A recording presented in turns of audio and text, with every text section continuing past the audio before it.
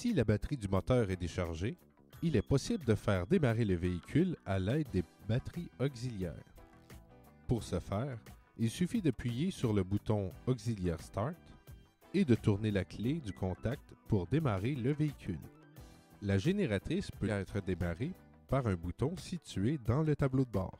Maintenez enfoncé la partie inférieure du bouton Gen Start jusqu'à ce que le voyant rouge s'allume pendant environ 10 secondes.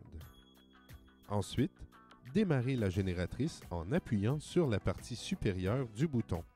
Pour éteindre la génératrice, appuyez sur la partie inférieure du bouton.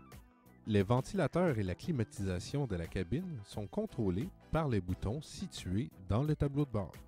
Le chauffage de la cabine est également contrôlé par les 3 boutons situés dans le tableau de bord du véhicule. La radio peut être écoutée avec les batteries auxiliaires. Vous y trouverez également un lecteur CD et une prise auxiliaire pour le branchement d'un iPod.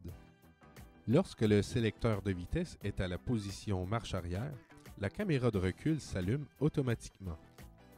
Lorsque le sélecteur de vitesse est à la position marche avant, la caméra s'éteint. Il est possible de se servir de cette caméra de recul comme rétroviseur. Pour ce faire, il suffit d'appuyer sur le bouton Power pour allumer l'écran. Ajustez ensuite le contraste et la luminosité ainsi que le volume. Le contrôle du volume sert à entendre les directives des gens qui sont à l'extérieur du véhicule.